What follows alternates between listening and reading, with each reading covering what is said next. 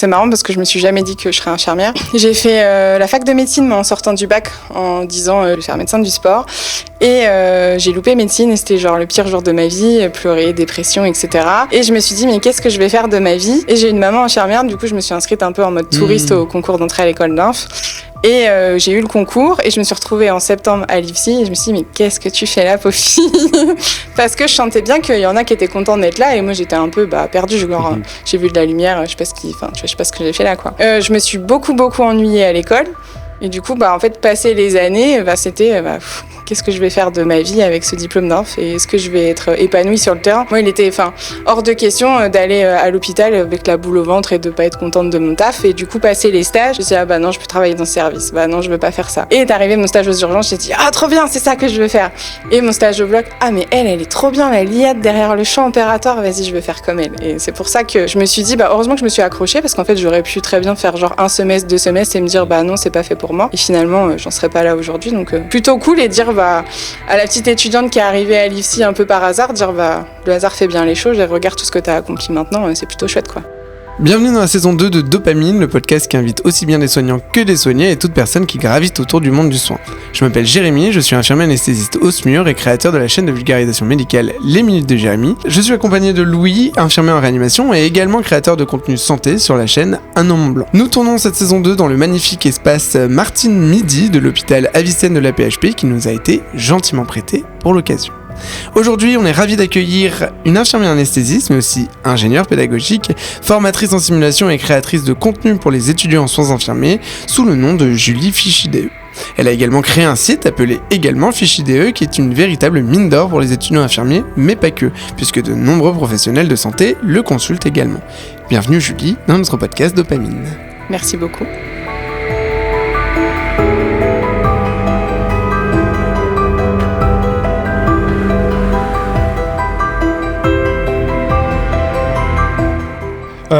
Donc on est parti, et on commence toute activité par un bris de glace ou un échauffement. Et bien évidemment, on va faire un petit échauffement. On va te poser une série de questions assez fermées, où tu ne pourras répondre que par vrai, faux, oui ou non, sans justifier. Très bien. Est-ce que tu es prête ? Je suis prête. Allez, c'est parti. Les infirmiers anesthésistes devraient avoir des prérogatives élargies en réanimation. Oui. La formation IAD devrait être accessible directement après le diplôme infirmier. Non. Les cours magistraux sont obsolètes pour former les soignants. Oui. TikTok peut être un bon outil pédagogique en santé. Oui. Les étudiants d'aujourd'hui sont moins motivés qu'avant. Non. Il faut interdire les manuels papier au profit du numérique. Non. L'apprentissage par simulation remplacera les stages cliniques. Non. Créer du contenu pédagogique est plus gratifiant qu'exercer. Non.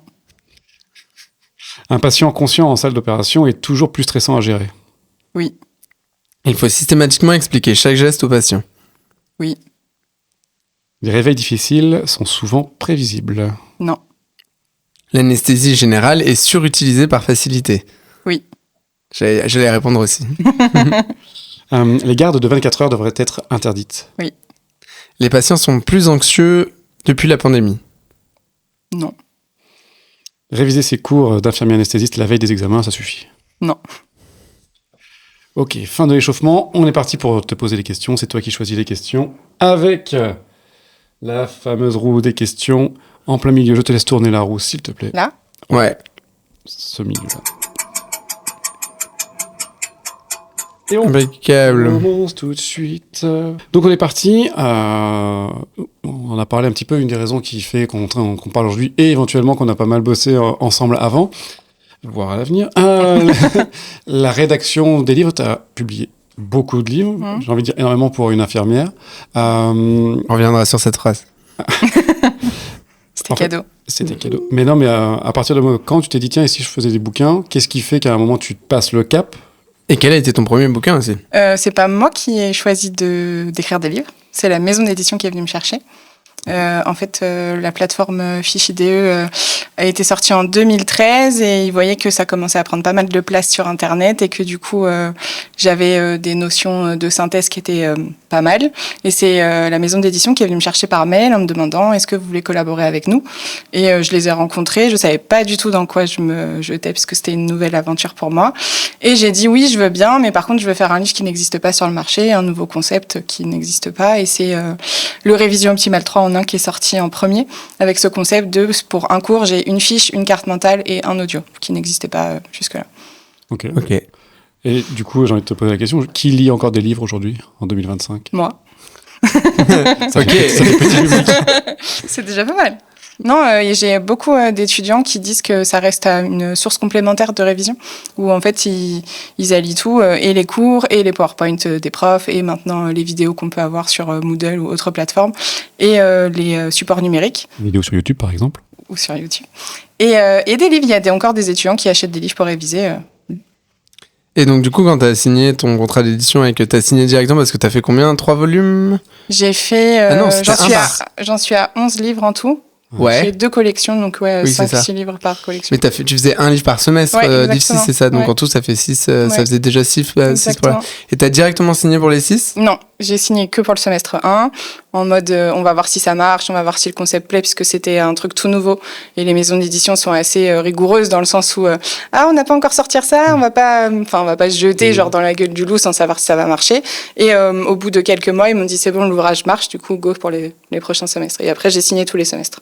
Tous les semestres d'un coup ? Ouais. Ah oui, donc Ah oui. Et, là, wow. Et tu savais que du coup parce que t'en faisais quoi, un par an ? Ouais, non, alors 1 par 6 mois, puisque le but c'était de sortir le livre au moment où les étudiants rentraient dans le semestre. Donc, ok, donc t'as écrit pendant combien, 3 ans, un livre tous les 6 mois ? Exactement. Ok, ça va ? Oui, ça va. Comment ? Et du coup, c'est quoi la légitimité, tu vois je trouve qu'on n'attend pas assez les infirmières sur ça, sur le fait de publier, notamment sur la formation, ce qui est complètement aberrant. Mais toi, t'as pas eu ce problème, syndrome de l'imposteur Alors, pour le coup, j'ai été hyper bien accompagnée dans le sens où mon éditrice, elle m'a dit tu vas pas révolutionner les cours infirmiers, ils sont déjà créés, la nat physio, le cœur il est toujours à la même place, il y a toujours la même fonction depuis des années. Nous, ce qu'on veut, c'est que tu aies une vision, une approche différente, c'est-à-dire synthétiser. Un cours doit pas faire 50 pages, et du coup, ça, c'est un truc que je faisais déjà avec mon site, et c'était ça qu'ils recherchaient chez moi. Écrire autant de bouquins, écrire autant de livres, de faire plusieurs collections. Et il n'y a pas un moment où tu te poses la question de la légitimité. Tu sais, le syndrome de l'imposteur, le truc qui fait qu'on n'ose pas trop. Au début, oui. Et finalement, la première année, quand j'ai eu les chiffres des ventes, en fait, c'était un chiffre concret qui m'a dit ça marche, donc il y a des gens qui ont besoin de toi, donc continue comme ça. Si demain, la maison d'édition, elle me dit Julie, on n'a pas vendu un livre du mois, je me dis bon, ok, il y a d'autres livres plus intéressants et je cède ma place volontiers. Pour l'instant, tant que ça marche. Ouais. T'as des retours en plus sur les réseaux ? Oui. Ouais. Des gens qui m'envoient la photo des bouquins qu'ils ont achetés, ou quand ils se baladent dans une librairie, j'ai pris tes bouquins, machin. Donc ça, c'est cool, ça motive. Tu dis que forcément, il y a un public. Tant qu'il y a un public, tu te dis, je continue le projet et puis on verra bien. Je suis pas assez accrochée pour me dire si demain ça s'arrête, je serais triste. Je me dis, j'aurais fait ma part des choses. Du coup, ma part du marché. Je me dis, si demain ça doit s'arrêter, voilà, c'est fait. Et mais après, on peut le voir même quand on a été ensemble au salon infirmier, on voyait qu'il y avait beaucoup de gens en fait qui venaient te voir pour les bouquins. Hein. C'était impressionnant d'ailleurs. Mais même, t'avais eu un stand l'année d'avant. Ouais. Juste, t'avais pu avoir un stand pour la fiche JDE, il y avait beaucoup de monde qui... Ouais, carrément. Il y avait tellement de monde que les gens qui me connaissaient pas, les stands aux alentours, ils sont venus me voir pour me demander pourquoi les gens venaient me voir à mon stand et pas eux. Vous êtes qui, madame ? Comment vous avez fait pour que ça marche ? C'est ça, exactement. Quelle est la recette secrète ? C'est toujours impressionnant parce qu'en plus, moi qui suis plutôt de nature réservée, modeste, si tu viens pas me chercher, je vais pas, tu vois, au devant de la scène ou quoi. Du coup, c'est toujours impressionnant pour moi. Et du coup, tu dis, si jamais on n'était pas venu te chercher pour ça, pour les livres, t'aurais pas eu spontanément envie de le faire ? Est-ce que t'avais envie d'écrire un bouquin ou est-ce que l'idée est venue en te proposant ? J'y ai jamais pensé. Et franchement, je me suis dit, c'est toujours pourquoi Julie Violet, elle a besoin d'écrire un bouquin et pas un tel. Ouais. En fait, c'est toujours ça. Donc non, en fait, je pense qu'on ne serait pas venu me chercher, je n'y aurais pas pensé. Ok, t'avais jamais eu envie d'écrire spécialement ? Non, pas du tout. Ok. Non. Et tu penses qu'il y a une légitimité, justement, parce que t'es pas cadre de santé, t'es pas médecin, t'es pas formatrice en IFSI à temps plein. T'as une légitimité, encore une fois, tu vois, tu penses que nos collègues qui n'ont pas ces statuts pourraient quand même se permettre, s'ils ont envie de tester, de partir justement sur de l'édition, en tout cas de la rédaction. Dès lors que t'es carré, que tu sais où chercher les infos, quelle info vérifier, quelle info ne pas prendre, je pense que tout le monde peut tenter. Il n'y a pas besoin d'être cadre de santé ou formateur en IFSI, etc. pour sortir un livre. Après, quand c'est des livres de cours, je pense qu'il faut être un minimum formé pédago dans le sens où quand tu écris une fiche, il faut des objectifs. C'est pas juste tu recopies le cours et basta et ça suffit. Et les étudiants, ils vont avoir leur partiel comme ça. Donc je pense qu'il faut un minimum de formation, mais je pense que c'est faisable par tout le monde. Et t'as dit que t'avais écrit 11 bouquins, donc 6 bouquins pour les IFSI et les 5 autres ? J'ai pas mal lu sur la méthode de révision, les flashcards, qui marche beaucoup en Angleterre ou dans les pays anglo-saxons. Du coup, j'ai proposé à ma maison d'édition de sortir des livres comme ça. Ça a été refusé à 3 reprises en comité d'édition. Ouais. Parce qu'en fait, pareil, il faut penser que c'est une entreprise, enfin un business, etc. Et en fait, leur réponse, c'est « on n'a jamais fait ça, ça marchera pas ». La J.K. Rowling des infirmières, quoi. C'était refusé par plein de maisons d'édition. Et du coup, je leur ai dit vous m'avez fait confiance sur les 6 premiers bouquins des semestres, ça marche. Venez, on teste un, et si ça marche pas, on fait pas, quoi. Du coup, ça a finalement été accepté, et du coup, j'ai sorti, par semestre, des petites cartes de questions-réponses qui sont prédécoupées et détachables, où les étudiants, ils peuvent réviser les questions des cours. En plus des 6 autres bouquins? Ouais, exactement. Et ça, t'en as écrit 5? Ouais. Ok, mais du coup, t'es plus à 12 livres.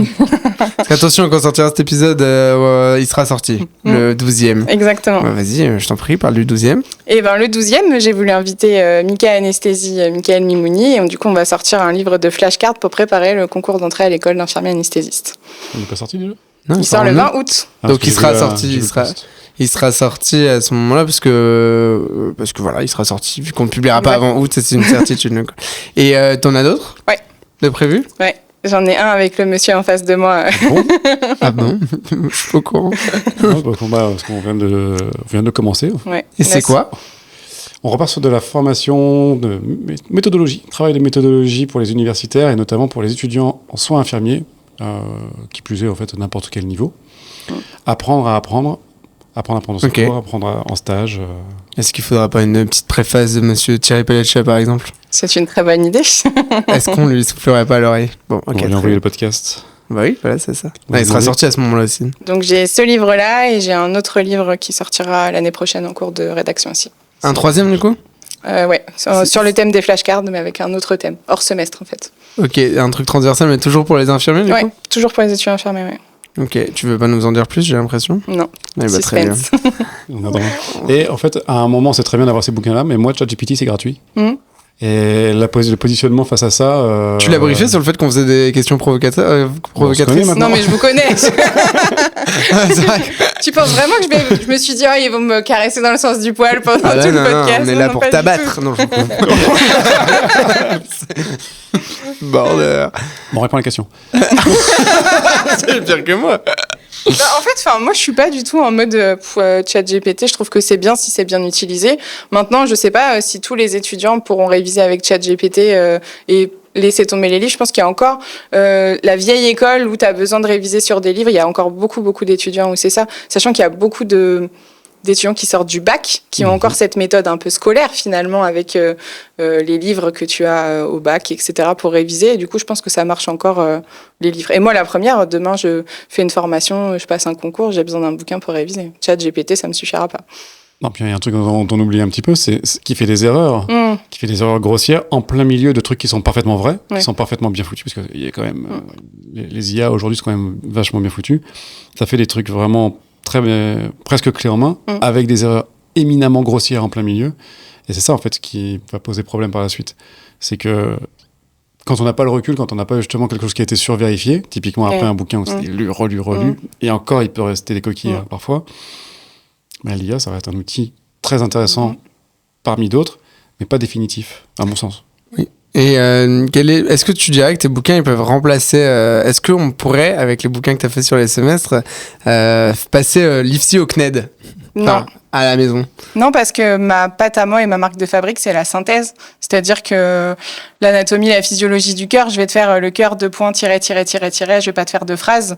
Et du coup, je pense que pour bien comprendre quelque chose que tu n'as jamais vu, il faut vraiment rentrer dans les détails et avoir un cours complet. Moi, je me base vraiment sur le support de révision. C'est-à-dire que tu as déjà vu le cours et tu as besoin d'un refresh rapide la veille de tes partiels ou une semaine avant. Oui, en fait, c'était vraiment la forme livre de ce qu'on fait sur YouTube, quoi. C'est vraiment complémentaire. J'avais je crois que j'en avais parlé dans un autre épisode, j'ai été jury pour une étudiante infirmière et qui faisait son mémoire sur est-ce que les réseaux sont une source d'information fiable pour les infirmiers. Et en fait, elle faisait un peu le même constat pour les réseaux, mais qu'on peut complètement transposer, je pense, sur ce type de bouquin, c'est qu'elle, et notamment en soutenance, le formateur est venu un peu la chatouiller avec ça, en disant est-ce que ça va remplacer les formateurs? Parce qu'elle disait beaucoup, oui, les réseaux, c'est pour combler un manque de formation. Et du coup, elle critiquait beaucoup la formation. Et en fait, mais l'air de rien, dans son analyse, elle disait que ça ne se supplée pas, que ce soit les vidéos ou les bouquins, mais que par contre ça rentre en synergie et ça permet de... J'avais une question que j'ai complètement oubliée du coup. C'est super. Ah oui, si, il y a la différence entre révision et apprentissage. C'est ce que je fais quand je prends les groupes de travail. À un moment, on fait des groupes de révision. Ouais. T'as pas appris ton cours ? C'était pas ta place. Oui, c'est ça. C'est qu'en fait, moi, j'ai beaucoup d'étudiants qui en fait m'envoient des messages sur les réseaux. Est-ce que si j'achète ton livre et que j'écoute pas les podcasts ou les vidéos qu'il y a maintenant en ligne, ça suffit pour valider les partiels? Et moi, je réponds non. En fait, moi, c'est un support de révision. Donc, en fait, t'es obligé d'avoir cette première étape qui est je découvre le cours, j'ai tous les détails et je rentre dans tous les détails de la pathologie ou des traitements que moi, je rentre pas dans mes livres, en fait. Il y a quand même un problème dans l'apprentissage, parce que ça marche à n'importe quel niveau. Hein. Pas qu'en IFSI, quand tu vois des étudiants qui... en gros, comment je fais pour chanter le truc ? Exactement. Ton objectif, c'est quoi ? Ton objectif, c'est pas d'avoir 10 au partiel. Ça, c'est un objectif secondaire. Ton objectif, c'est de ne pas tuer les gens. Mais là, on rejoint... Oula, mais là, on va tomber dans le truc de niche, mais on rejoint tout l'apprentissage par un problème tardif. Et toute la place de la note... Non, mais toute la place de la note, c'est-à-dire que les étudiants, ils cherchent, et c'est le problème dans les formations professionnalisantes comme infirmier ou d'autres métiers, c'est-à-dire qu'on les forme à avoir une note et pas à ce que, comme tu dis, que le patient il soit en vie à la fin et surtout bien traité, parce que si on se cantonne de juste avoir un patient en vie à la fin, bon.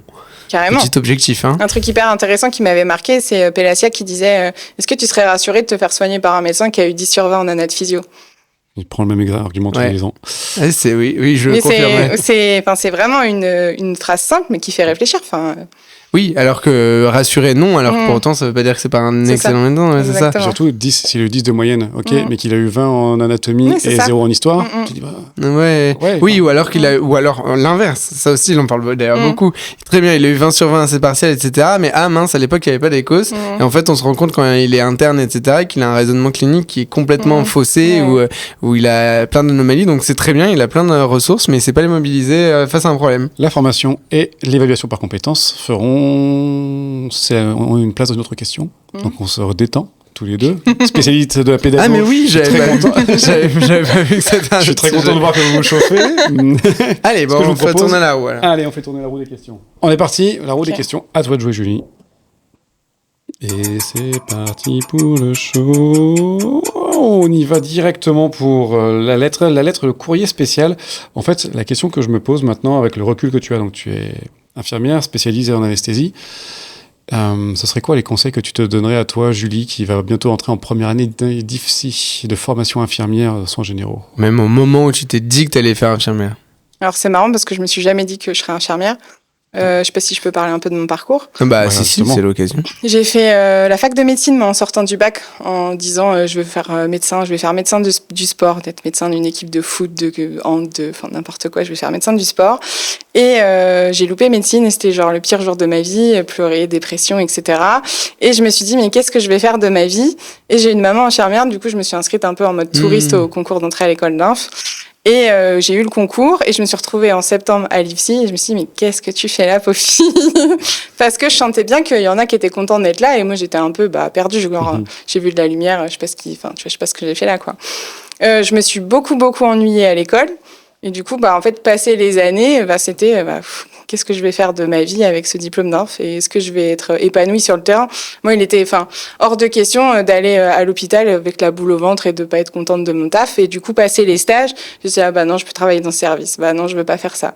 Et est arrivé mon stage aux urgences, j'ai dit, trop bien, c'est ça que je veux faire. Et mon stage au bloc, mais elle est trop bien, la liade derrière le champ opératoire, vas-y, je veux faire comme elle. Et c'est pour ça que je me suis dit, heureusement que je me suis accrochée parce qu'en fait, j'aurais pu très bien faire genre 1 semestre, 2 semestres et me dire, non, c'est pas fait pour moi. Et finalement, j'en serais pas là aujourd'hui, donc plutôt cool et dire à la petite étudiante qui est arrivée à l'IFSI un peu par hasard, dire le hasard fait bien les choses et regarde tout ce que tu as accompli maintenant, c'est plutôt chouette quoi. Ça va être dur, ça va être facile? L'IFSI j'ai pas trouvé ça difficile, c'est juste que quand t'as pas cette motivation extérieure qui te dit à la fin t'as un diplôme qui te fait kiffer et en fait la motivation je l'avais pas, donc pour moi les cours étaient faciles, j'y allais, je validais mes partiels, c'était improbable en 10 minutes je faisais le partiel d'1 heure, je partais avant, j'ai séché des cours, j'avais un job à côté, j'étais pas vraiment à 100%. Et en rendez-vous pédagogique on me disait mais Julie t'es contente d'être là? Ouais, je sais pas, on verra bien. Et du coup, ça t'enlève cette motivation extérieure où t'as des gens qui s'accrochent et qui disent allez, à la fin, t'as le diplôme de tes rêves. Moi, c'était pas ça, en fait. C'était pas le diplôme de mes rêves. Et t'es quand ton stage aux urgences? En quel semestre? Semestre 4. Semestre 4, donc deuxième année, j'allais dire fin de deuxième année. Du coup, avant, t'avais pas... Est-ce que t'as déjà pensé à faire autre chose pendant... Parce que 2 ans, c'est long. Non, parce que le contenu des cours était assez plaisant. Enfin, tu vois, tout ce qui est bio, patho, pharmaco, je kiffais de ouf. Et du coup, je me laissais un peu porter par les stages en me disant, je vais faire le tri. En gros, ça, je veux pas faire, ça, je veux pas faire. Et vraiment, les urgences et le bloc, ça a été l'évidence. Et à quel moment t'as su que tu voudrais te spécialiser? Mon stage au bloc. Ah, donc déjà là, à partir du moment où t'es sorti pour faire des... Ok. Tu t'es dit que tu ferais IAD derrière. Ouais. En fait, j'avais la chance de faire... tu sais, c'était des stages de 10 semaines. Moi, j'étais la première promo post-réforme. Du coup, ils coupaient pas encore les stages. Et du coup, j'ai pu faire salle de réveil, côté IBOD, côté IAD. Et vraiment, côté IAD, j'étais en admiration. Elle sait tout ça. Elle gère toute seule l'anesthésie. Le mari, il est pas là. Enfin, c'était je veux faire comme elle plus tard. Une vraie gamine, quoi. On va juste traduire une seconde. Donc, on parlait tout à l'heure des infirmières anesthésistes. IBOD, c'est les infirmières de bloc opératoire, celles qui, entre autres, aident les chirurgiens instrumentés. Et MAR, c'est le médecin anesthésiste réanimateur qui est responsable de l'anest avec... boit du café. Tout à fait. Et qui boit du café. C'est pas facile de distinguer avec l'IAD. Donc, si je comprends bien, dans tous tes conseils de cours, tu dis faites vos partiels en 10 minutes. Séchez les cours. Mais je vais vous faire les bouquins pour vous montrer comment. C'est en gros, faites ce que je dis, mais pas ce que je fais. Mais après, on a tous des difficultés différentes. Oui, je pense sûr. quand tu viens d'un bac scientifique, tu peux avoir des facilités aussi. Après, ça veut rien dire non plus, mais je pense que tu as des... Et pour le coup, je venais de la fac de médecine, mais que j'ai pas fait en touriste. Tu vois, j'avais bossé mon concours de P1. Donc, c'était 2 ans sérieuse où j'ai vraiment bossé mes cours. Et comme, en fait, post-réforme, c'était quasiment les mêmes cours qu'ils avaient sur ce qui va un peu synthétiser. C'est comme ça que je me suis dit, j'ai peut-être un boulot à faire auprès de ma promo, les aider à synthétiser les cours. Et c'est comme ça que ça a commencé, en fait. Ok. Et du coup, donc t'as travaillé vu qu'on est dans ton parcours, t'as travaillé combien de temps en tant qu'infirmière aux urgences avant de passer le concours? J'ai fait 3 ans de nuit, c'est 100% de nuit. Ok, ah oui, donc t'avais fait comme moi, t'as enchaîné direct avec le concours. Diplômée infirmière de quelle année? 2013. Ok. Et IAD? 2018. Ok, c'est fini pour l'interrogatoire. T'as sorti l'IFSI quand j'y rentrais, quoi. Je commence à être vieille, hein. Oh là là. Ouais, à 1 an près, pareil, quand j'ai rentré aussi. T'es rentré en 2014? Alors, je suis rentré en 2014, oui, c'est vrai. Sorti en 2018. Parce que j'ai pris une bagnole dans la gueule au passage. Mais je devais rentrer en 2013. Attends, oui, d'accord. Switchons quoi? Pourquoi t'as pris une bagnole au passage? C'est pas con? Ah si, putain. Si, moi j'ai commencé mon premier stage en réa, il était en tant que patient. Ah oui, c'est vrai. Putain, je savais même pas. Attends, du coup, parce que puisqu'on en est dans les parcours, je pense que dans aucun épisode t'as raconté ton parcours, Louis, donc on peut aussi en parler rapidement. Moi ça m'intéresse. L'invité est de l'autre côté maintenant, s'il vous plaît. Non, alors moi, tu vois, là où je me retrouve un petit peu en ce que tu disais, c'est que les cours à l'IFSI, je me suis pas ennuyé, mais j'ai trouvé ça un petit peu relax, parce que j'avais déjà fait des études en sciences du sport avant. J'avais déjà fait un premier diplôme là-bas, donc tout ce qui est anatomie, physiologie, etc. C'était des choses qui étaient bien poncées. Voilà. Et puis, donc j'ai bossé dans la réadaptation. Je travaille beaucoup dans le monde du handicap, du sport adapté. Et à force de bosser, notamment avec des infirmières, je me suis dit, il est pas mal ce boulot quand même. Il a l'air sympa, on va voir un peu ce que ça donne. Donc j'ai tenté le concours, je l'ai eu, et c'est parti pour 3 ans d'IFSI. Pour fêter ça, je suis à la plage avec ma copine, et on n'en est jamais revenu. Directement en tout cas. Puisque effectivement, on a eu un accident de bagnole assez grave sur le retour. Donc, attends, tu devais rentrer en 2013. Je devais rentrer en septembre 2013. Et c'était le 4 août 2013, du coup. Je me fais éclater le bras, je me fais éclater tout le côté droit. La clavicule, l'omoplate, les côtes, le poumon. Toi, t'étais en voiture. Ouais. Putain. J'ai éclaté tout à droite, je conduisais et j'ai pris la voiture à gauche. Et c'est quoi, c'était un refus Ah oui, attends, oui. C'était un refus de priorité. Lui ou toi? Les deux. Ah ouais? Et dans un lieu dit, la culbute. Il y a des accidents régulièrement. Voilà, c'est le truc. L'anecdote, elle est folle. Mais attends, comment ça les deux? Comment tu peux avoir 2 refus de priorité? Parce qu'en fait, il y a double... Enfin, c'est même pas ça, c'est qu'il y a panneau route prioritaire. C'est une petite session révision du code de la route. Attends que je ne dis pas le truc. Il y a panneau route prioritaire sur la voie qui venait de gauche, mais il n'y a aucun marquage et aucun truc de comme quoi tu n'es pas prioritaire, et il n'y a aucun marquage au sol et aucun panneau sur la route qui vient de droite. Ce qui fait que logiquement... T'es prioritaire. Ah oui. Et donc en fait, les deux sont prioritaires. Ok, du coup, vive allure et... C'est ça, une grosse cinétique, ça a cogné. Ma copine de l'époque a fait un trauma crânien très grave. Ah ouais? Ok. Ouais. Et dans les deux cas, on s'est posé la question. Où est-ce que j'allais récupérer la motricité du bras? J'étais un peu en mode Jamel Debbouze pendant 6 mois. Ouais, putain. Et elle, est-ce qu'elle allait retrouver... c'était une enfant de 4 ans, quoi, pendant... Ah ouais, à ce moment-là? Quelques mois, ouais. Pendant quelques mois, chaud, ouais. Et aujourd'hui, du coup? Et aujourd'hui, tout le monde a récupéré, plus ou moins. J'ai un handicap à 6% Ah du oui, bras droit. c'est ça, je me rappelle de ce truc. Et donc, je suis pas reconnu comme travailleur handicapé. C'est pour ça que je l'ai invité sur Dopamine. Et donc, C'est voilà, pour donc, avoir mon quota. tout ça pour dire que après le passage à l'IFSI, c'était plutôt relativement cool au niveau des cours, mais moi je trouvais ça très très compliqué de ne pas se prendre la tête avec des formateurs, des formatrices obtus. Il y en a qui étaient brillants, il y en a qui étaient incroyablement bien, mais par contre, tu ne peux pas remettre en question des choses qui sont aberrantes. C'est ça que j'ai trouvé difficile dans la pédagogie. Monsieur Pipro, vous allez encore faire de l'esprit. Non, je fais pas d'esprit. Regardez ce qui est marqué sur la recommandation nationale HAS. Bon, et parce que vous dites, je vais le ranger dans la poubelle, d'accord ? Parce que ça, c'était compliqué. Tu pourrais faire formatrice d'IFSI ? Non. Pourquoi ? Je me ferais chier, je pense. Pourquoi ? Carrément. Ouais. Je suis honnête. Parce que j'ai un tempérament où j'aime bien cette polyvalence et cet éventail. J'aime bien être le lundi de garde mater, le mercredi en ortho, le jeudi en simu, le vendredi en DU. En fait, j'aime bien cette polyvalence-là. Et j'aurais trop peur qu'en tant que formatrice, je sois genre 7 jours sur 7 en train de bosser mes cours de l'IFSI et que j'ai pas le temps de faire autre chose, quoi. Je pense qu'on est d'accord là-dessus. Et si demain ils ouvraient enfin, comme pour les médecins, des postes à mi-temps, 30% à l'IFSI, 40%, 50%. Là, je pense que je me poserais la question. On est d'accord. C'est pas dans les tiroirs d'ailleurs ? Si, avec oui, la si, réforme des IFSI et tout ça, c'est ce qu'ils veulent faire parce que les PUPH, ils exercent jamais à 100% en fac, quoi.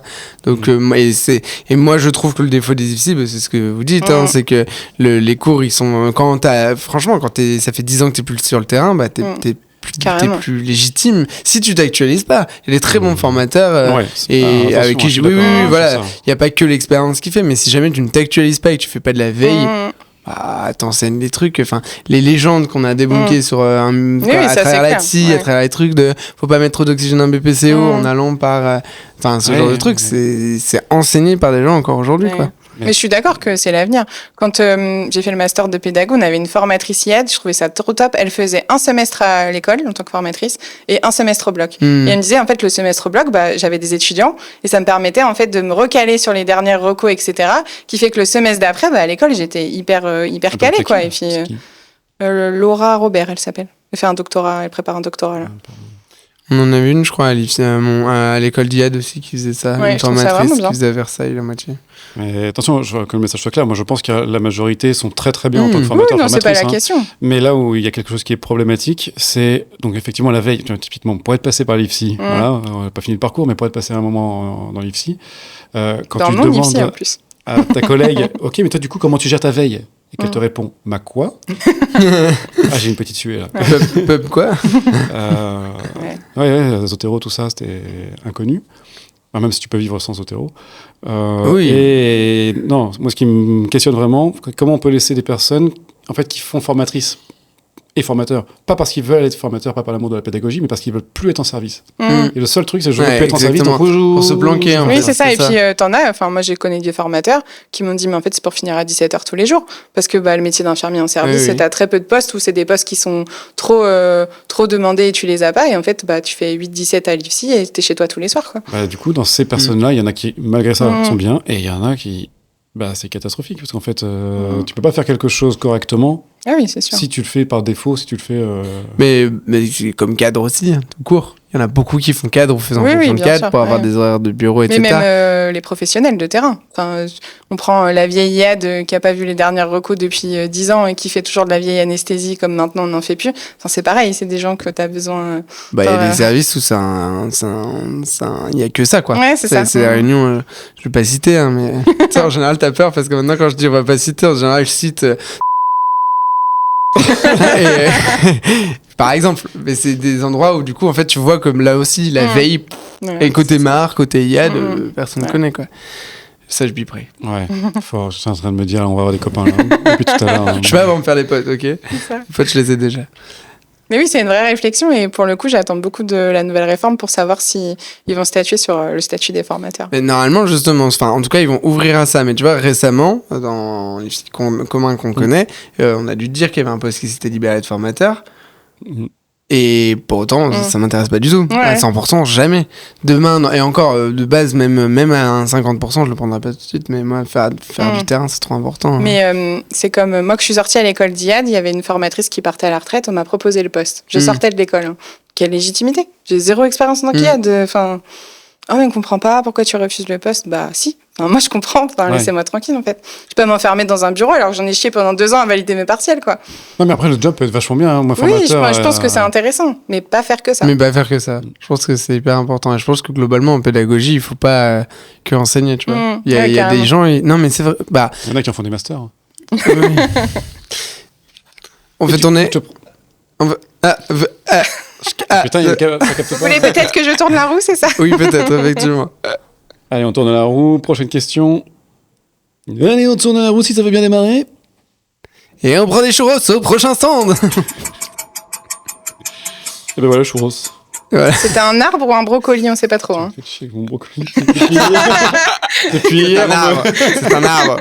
Ne le contrarie pas. D'accord, ça tombe désolé. bien parce que du coup, on parlait de pédagogie en santé. J'allais dire, tiens, un sujet dont on n'a pas encore parlé depuis le début. Il faut qu'on parle de pédagogie. Mais alors, tu vois, pourquoi est-ce qu'on a besoin, hein, on parlait des formateurs, des formatrices, on parlait de plein de choses, mais la pédagogie en santé.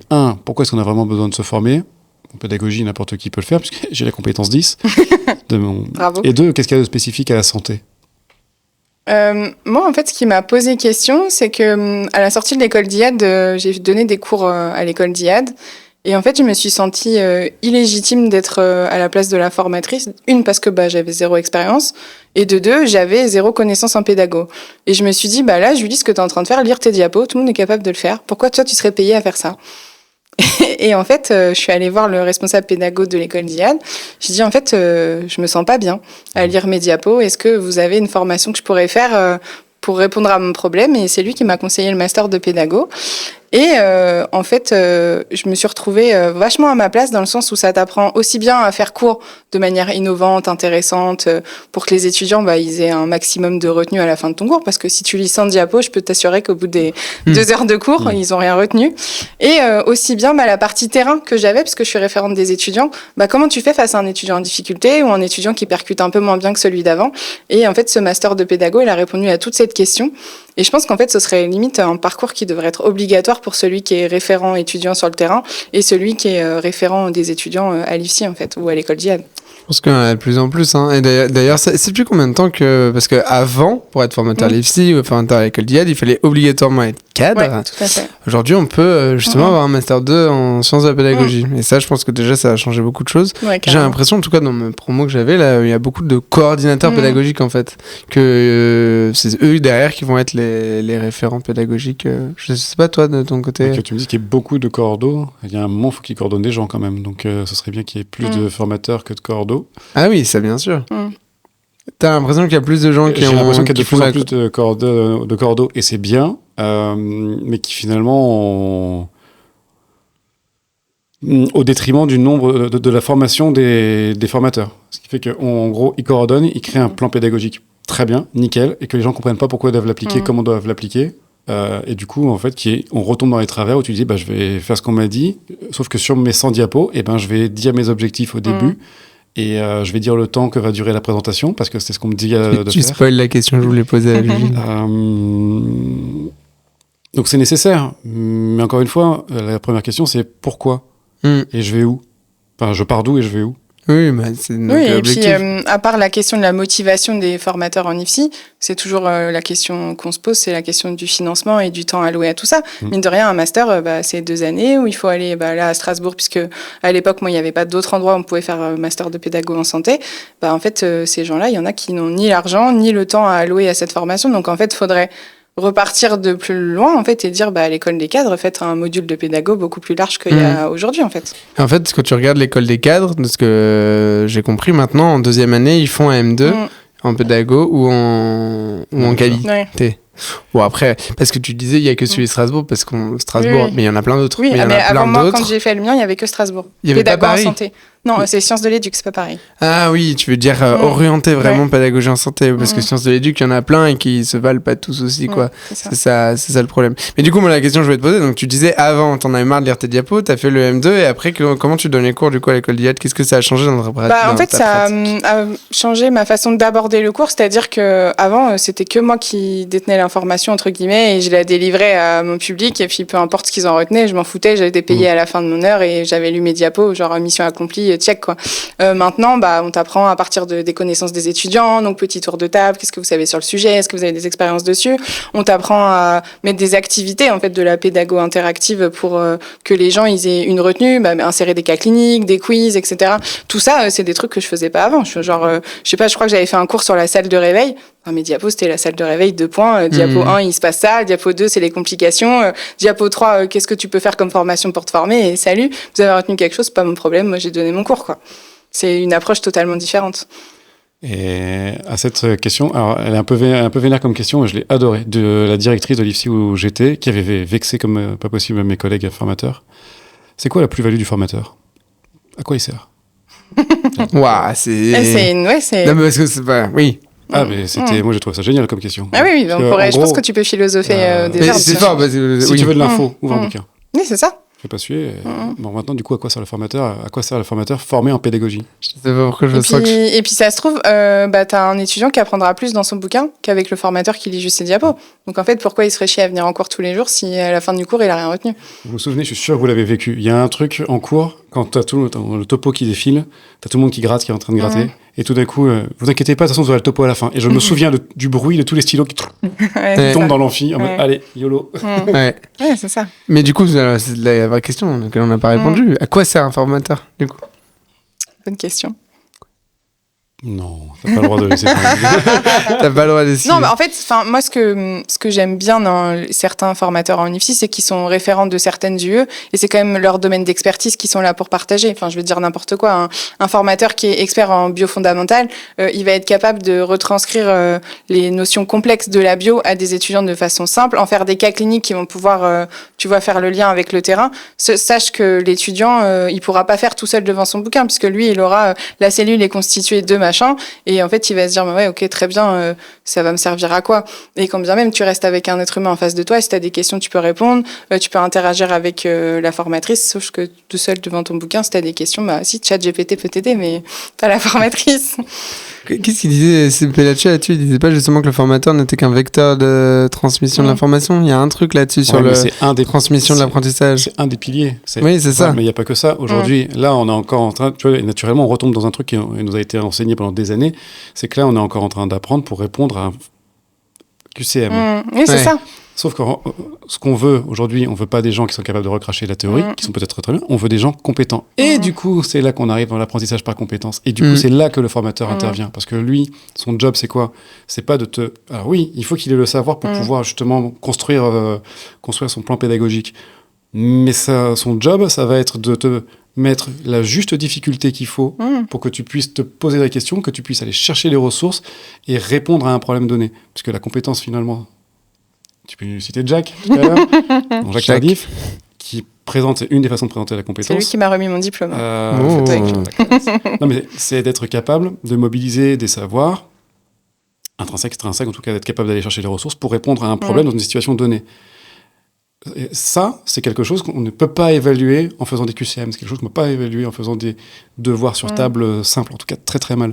Sauf que demain, quand on est auprès du patient, j'ai besoin de répondre à des problématiques. J'ai besoin de pouvoir être capable de rebondir sur ce que je vais avoir, de relever des informations, rebondir sur ce que je vais récolter comme information pour pouvoir agir correctement et réagir. Et le formateur, il est là pour poser les problèmes adaptés à l'étudiant. Si c'est uniquement pour faire de la compétence, c'est plus un formateur, c'est un professeur. Oui, c'est ça. Et c'est la force de notre portfolio. Pour le coup, là, si on a une avance dans le domaine de la santé, la profession infirmière, c'est le portfolio qui est considéré par beaucoup d'étudiants comme quelque chose de très chiant, mais c'est ce qui se rapproche le plus de la vraie évaluation et pour le coup de la pédagogie la plus avancée. Enfin, c'est quand même la formation dans le domaine sanitaire et social et de la santé tout court qui est la plus avancée. D'ailleurs, en médecine, ils commencent en MedG, ils ont le portfolio officiellement. Alors déjà, ils l'ont en externe maintenant. Et il y a plein de filières en internat où ils développent un portfolio aussi. Le problème du portfolio de l'étudiant infirmier, c'est qu'il est sous-vendu par les formateurs, c'est-à-dire qu'on te donne ton portfolio sans pour autant te dire toutes les multitudes de possibilités que tu peux faire ton portfolio. Exactement. En gros, on te le vend comme si c'était un classeur que tout le monde devait remplir et tout le monde devait avoir le même, alors que le portfolio, c'est pas du tout ça, à l'essence même. Et en fait, je pense qu'il est sous-utilisé du coup. Je pense qu'il faudrait surtout qu'il ait son miroir numérique en fait. qu'il y a un Carrément. drive. En fait, Ouais, pour moi, bien vraiment, comme justement pour le master de pédago, qu'il y ait le papier vraiment pour le stage, mais que limite, il y a un QR code dessus et que ce soit relié et Ouais, que pour le coup, carrément. les personnes qui consultent le portfolio puissent consulter le drive. Mais c'est, enfin, alors moi, s'il y a un truc qui m'a convaincu, alors si j'avais besoin d'être convaincu, c'est la force du portfolio pendant cette année à Strasbourg, justement. Et j'avais trouvé ça hyper intéressant de devoir, en plus de la soutenance de ton mémoire, soutenir ton portfolio. Ouais. Pas dans le sens où on t'évaluait sur ça, mais dans le sens où, en tant que formateur, tu voyais comment l'étudiant, il avait pris tous les cours qu'il a eus, Ouais. etc. C'était hyper intéressant. Se dire qu'il a pas juste rempli un classeur, en fait. Ça... Et ça, pour le coup, ils devraient le faire aussi en IFSI. Je pense que ça varie parce que, encore une fois, dans l'internat de médecine, quand ils soutiennent leur DES, typiquement à MedG, ils doivent soutenir et prendre un cas. En fait, ils font une analyse de problème, ils font une AAP. Et ils la présentent. Et c'est une AAP qu'ils ont dans leur portfolio. Ouais, c'est bien. Et Une du AAP, coup... on commence à jargonner depuis tout à l'heure avec les BG, DS, etc. Vas-y, je C'est plus sais, fort que ça analyse pense. par problème. Non, ça c'est APP. l'APP, ça. L'APP, d'ailleurs, je l'ai plus. Non, c'est APP, je voulais dire. Ouais. C'est pas AAP. Analyse par problème. Et du coup, ils présentent une situation clinique, mais comme les situations d'appel qu'on a, nous, à l'IFSI. Et du coup, ils doivent expliquer leur raisonnement. Et c'est encore comme pour les échos, comme pour ce genre de choses, un moyen d'évaluer la démarche diagnostique et l'analyse clinique. Et ça, je trouve ça... et encore une fois, je pense que ça devrait être fait chez tous les C'est pas fou de voir les proposer étudiants en en IFSI. santé. Mais ça va arriver, je pense que ce sera dans la réforme. Enfin, en tout cas, il y aura plus de liberté. De toute façon, tu regardes dans les IFSI, t'as autant d'IFSI que de façon de faire. Oui, bien sûr. Tu vois, là, j'ai fait deux mémoires à l'IFSI de Grenoble avec justement des formateurs qui sont à un niveau, mais qui sont incroyables, qui font de la pédagogie active, qui font de la recherche. Trop bien. Donc les étudiants, ils sortent de là. Les 2 mémoires que j'ai soutenues, les mémoires étaient construits avec la méthodologie Imran. Ok. Et Qui connaît ça aujourd'hui? Même les pros qui sortent, Ouais. machin. c'est la façon dont il construit un article pour vulgariser, avec l'introduction, Ouais, matériel et c'est méthode, l'analyse, les résultats, l'analyse l'analyse et la discussion.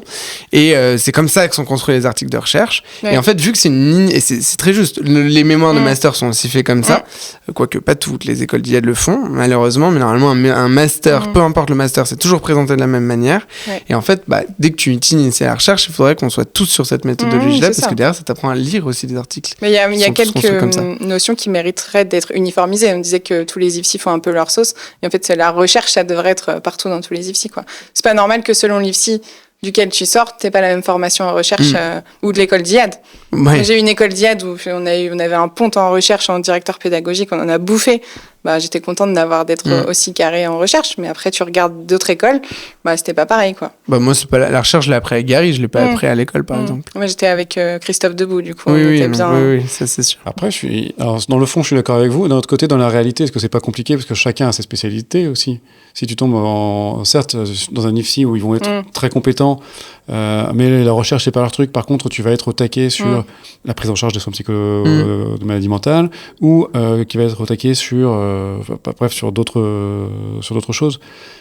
Mais dans ce cas-là, moi, c'est toujours une idée que j'ai eue. Pourquoi ce serait pas l'étiquette de l'IFSI ? Écoute, si tu vas dans cette IFSI, c'est plus accès recherche. Tu seras un pont en recherche à la fin de tes 3 ans. Par contre, si tu vas dans l'autre IFSI, les formateurs, ils sont calés en psy. Si tu veux un poste en psy, tu vois, je pense que, tu vois, ça devrait être Je pense que ça arrive affiché dans le sens où les étudiants, ils postulent sur Parcoursup. Ils ont souvent 5-6 IFSI où ils sont admis. Et moi, la question que j'ai souvent, je pense que vous avez les mêmes, quel IFSI je choisis Et en fait, ce serait bien d'avoir cette étiquette-là. Dire, ok, moi, la recherche, ça m'intéresse pas. Par contre, la psy, je me pose la question. Je vais du coup accepter la candidature de cette IFSI-là, tu vois. Ouais, d'accord, mais si tu sais pas ce que c'est la recherche, toi, typiquement, tu as dû attendre la 2e année pour avoir quelque chose qui te plaît quand tu sors du Mais du coup, tu bac, peux faire des IFSI généraux, entre guillemets. Mais si t'en as qui ont des spécialités, je pense qu'ils devraient, tu vois, ressortir. Qu'il y a un tronc commun complètement, c'est évident. Il faut... pour que ce soit un DE, il faut qu'on ait un apport commun. Maintenant, tu as les appétences de chacun. Regarde, tous les 3, on fait de la vulgarisation. C'est impossible que... on a forcément une communauté, une intersection commune, mais il y a des personnes qui vont se retrouver dans ce que tu fais toi, qui vont détester ce que je fais, qui vont détester ce que fait Jérémy, ou qui vont adorer. Et qui pour autant seront des super étudiants, et qui puisque c'est notre communauté. Bisous, cœur, c'est ça. Mais... Alors ça, c'est chez toi. Dans la pédagogie, il y a autre chose. Donc on parlait des échos. Là, pour le coup, on va préciser. C'est vraiment l'apprentissage cas clinique à échelle humaine, on va dire. Mm. Très, très, très raccourci. Mais il y a une autre pratique qui est à la mode. T'en penses quoi de la simulation en santé? Je sais pas pourquoi, je m'en doutais. Alors moi, il faut savoir que j'ai découvert la simu hyper tard, parce que j'en ai pas fait à l'IFSI, j'en ai pas fait à l'école d'IED, et j'ai découvert ça au master de pédago. C'était très rigolo parce qu'on a eu au master en M2, on a une semaine 100% simu. Et à la fin de la semaine, en gros, on reçoit des étudiants infirmiers de l'IFSI de Strasbourg et on doit monter un scénario de simu de A à Z. Et dans la promo, c'était genre qui n'a jamais fait de simu, du coup j'en faisais partie. Et on m'a dit ok Julie, ton objectif à toi c'est de faire le débriefing à la fin de la semaine, tu vois. Et j'étais mais genre paniquée parce que j'en avais jamais fait, j'en avais jamais vu, jamais fait en tant qu'apprenante non plus. Et en fait ça a été genre la révélation pour moi parce que je pense que la simu, même si ça résout pas tous les problèmes, ça peut te donner, tu vois, les éléments de motivation extérieure qui m'a manqué à l'IFSI. C'est-à-dire que peut-être que si j'avais fait de la simu, par exemple, situation d'urgence, etc., peut-être que ça m'aurait plus motivée à bosser mes cours ou à tenir, tu vois, jusqu'au diplôme à l'IFSI, des choses que je n'avais pas, tu vois. C'est intéressant parce que moi, quand je pense simulation, je pense jamais, là tu parles du coup de la simulation en formation initiale. Exactement, ouais.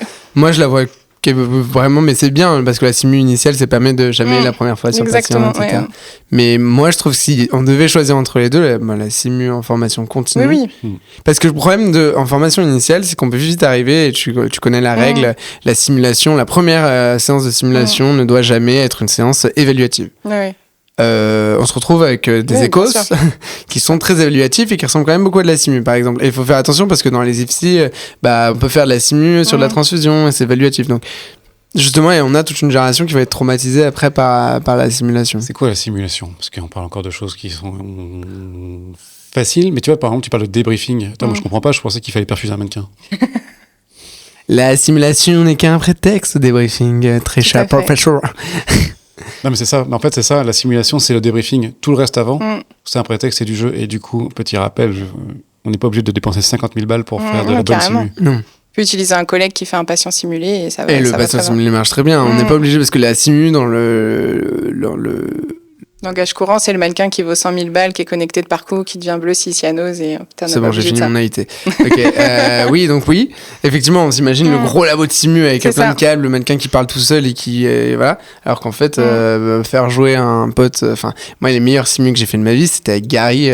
Mais en termes alors pour le coup, pareil, il y a le ressenti de formateur, mais même les évaluations des apprenants, c'était quand nous deux on alternait, on faisait chacun un patient simulé. C'était génial parce qu'on a vraiment une souplesse de faire évoluer le scénario en fonction aussi de ce que font les apprenants. Et ça marche très bien. Et pareil, je fais de la réanimation de nouveau-né avec un mannequin qui est pas interactif.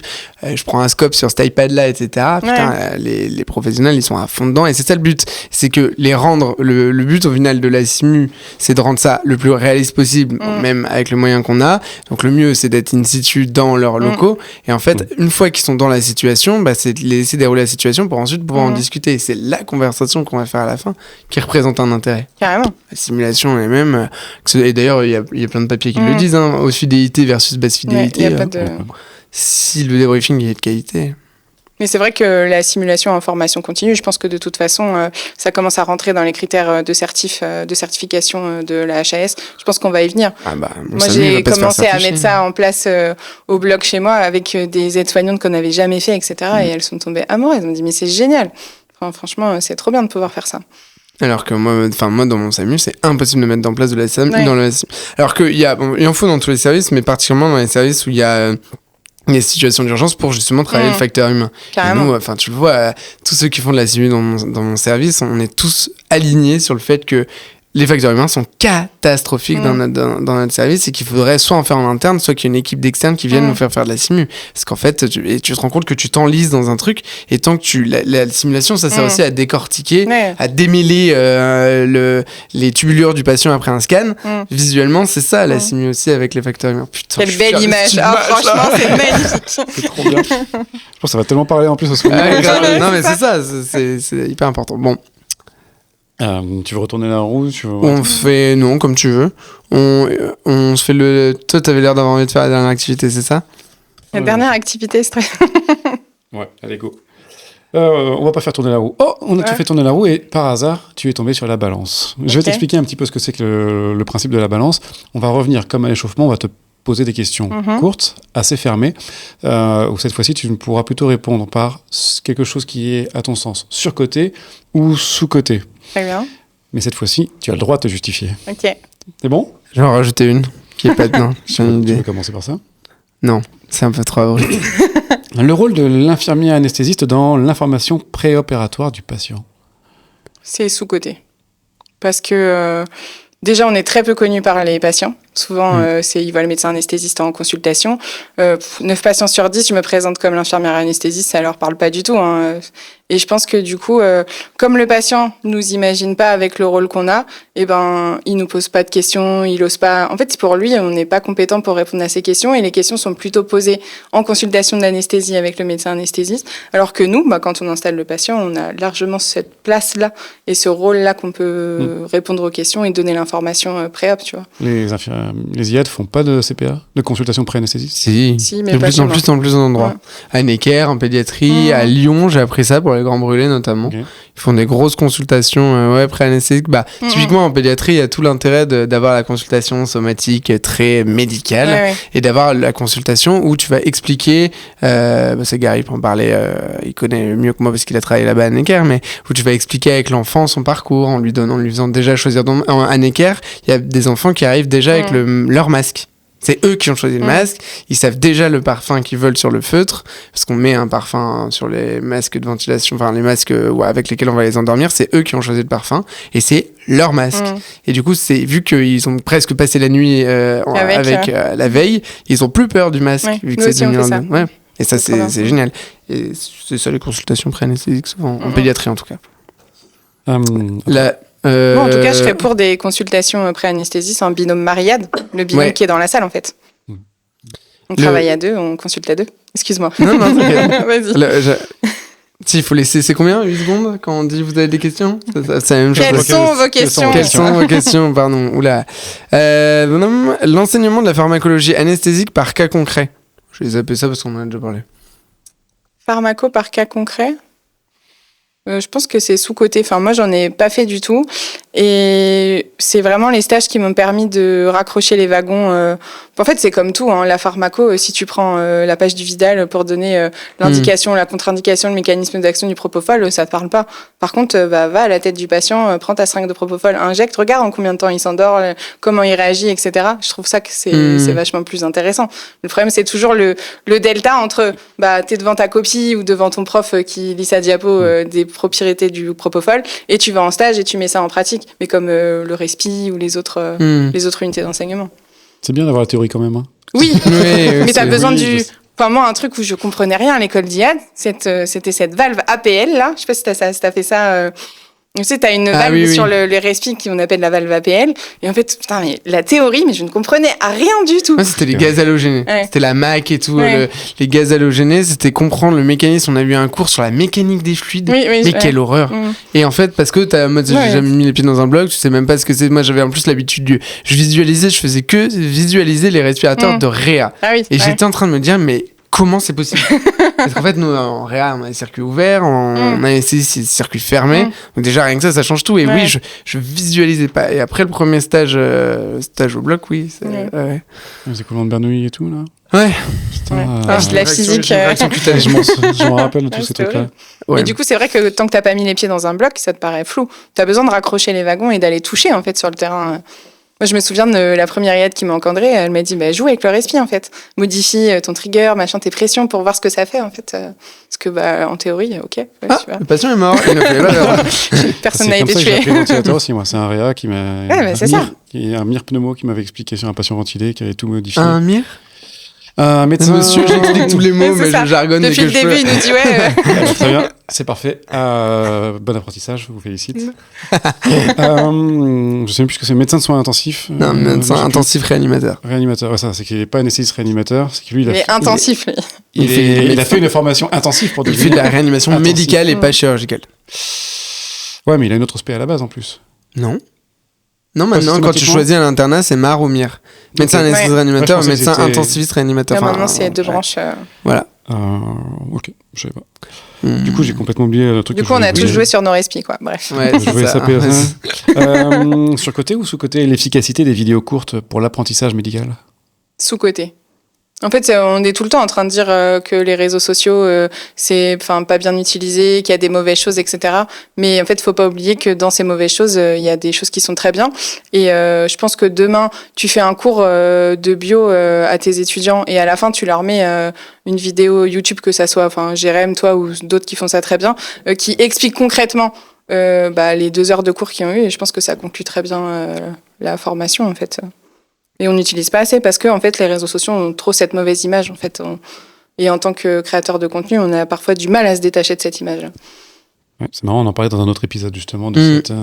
Genre, on est influenceur et voilà quoi. Et on a tous les mauvais côtés. Oui, c'est ça, mais on n'est pas influenceur. Les infirmiers de pratique avancée. Sous-côté. Je pense que c'est l'avenir et que pour l'instant ça bégaye parce que c'est comme tout quand on fait des nouvelles réformes et là c'est un nouveau métier qu'on a créé, donc il faut que les médecins apprennent à travailler avec, que les infirmiers spécialisés comprennent qu'ils sont pas là pour prendre notre place, etc. Que chacun en fait a sa part du gâteau à prendre et que la finalité c'est quoi? C'est la qualité des soins auprès du patient. Et en fait pour l'instant on n'en est pas là, on en est à chacun se tire des balles dans tout le monde et c'est pas normal en fait. C'est pas une guerre d'ego, c'est genre il y a un patient qui a besoin d'avoir des consultations, pouvoir renouveler son ordonnance ou être suivi sur sa pathologie chronique plus régulièrement parce que soit le cardio il a pas assez de place pour lui et en fait l'IPA il a toute sa place dessus et je trouve que c'est carrément sous-côté. Ok. Dernière fois, tu veux faire une dernière? Non pas. Non. On a parce que vraiment on a merci beaucoup. Avec plaisir. Merci. C'était ton premier podcast? Oui. Quelle était cette expérience pour ton premier podcast? C'était cool, non, franchement. Okay. Mais après, je pense que le fait que je vous connais tous les deux, ça aide. Ouais. Je pense que la Julie du début du podcast, c'est la Julie de la fin. Oui, c'est normal. Forcément. Merci beaucoup. Merci beaucoup d'être venu. Avec plaisir.